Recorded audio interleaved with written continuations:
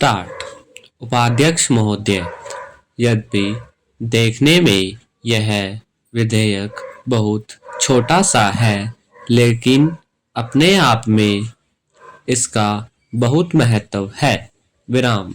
जैसा कि मंत्री महोदय ने उद्देश्य और कारणों में इसका विवरण दिया है, जितने भी हमारे केंद्रीय नियम बनते हैं अथवा आदेश जारी होते हैं, उन सब का अनुवाद राज्यों की भाषाओं में जिन राज्यों में जिन भाषाओं को अपनी राज्य भाषा के रूप में अंगीकृत किया हुआ है, उन सभी में अधिकृत रूप में प्राप्त हो सके और उसको विधि के रूप में मान्यता प्राप्त हो।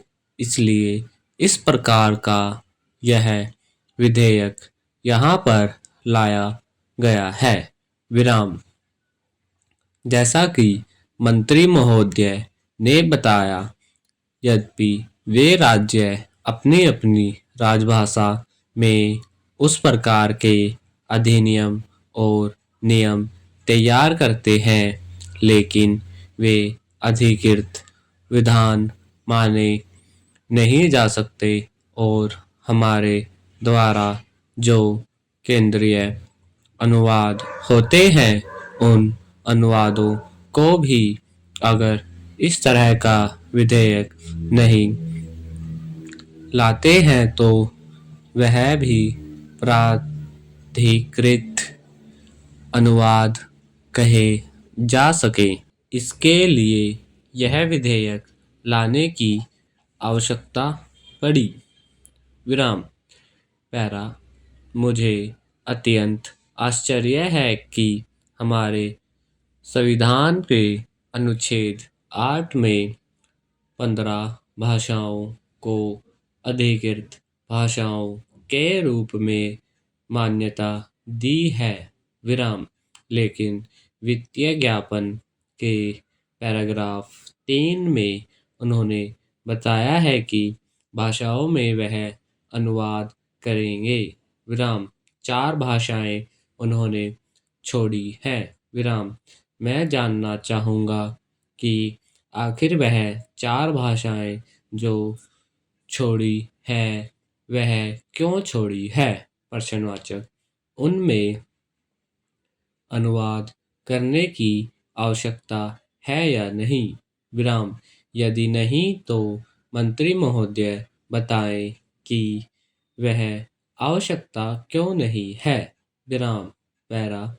मंत्री महोदय ने यह भी अपने वित्तीय ज्ञापन में दिया है कि एक व्यवस्था तो राज्य सरकारों की आनी है जो इस प्रकार के अधिनियमों, नियमों आदि का अनुवाद अपने अपने राज्य क्षेत्र में करती है और उसके अधिनियमों, नियमों और उपनियमों के अनुवाद को देखेगी और उसके बाद उसको यह अंतिम स्वीकृति प्रदान करेगी।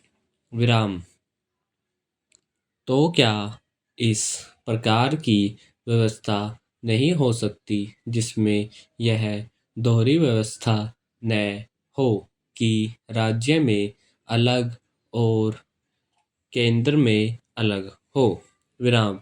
यदि हम केंद्रीय स्तर पर ही इस तरह के अनुवाद करें और केंद्रीय स्तर पर किए गए अनुवाद ही अधिकृत अनुवाद माने जाएं और फिर वह राज्यों को भेज दिए जाएं, तो मैं समझता हूँ कि दोहरी व्यवस्था की आवश्यकता नहीं होगी कि राज्य सरकार अपने यहाँ पर करे और उसको आप ही अंतिम रूप दे।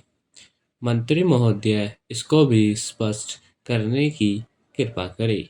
विराम।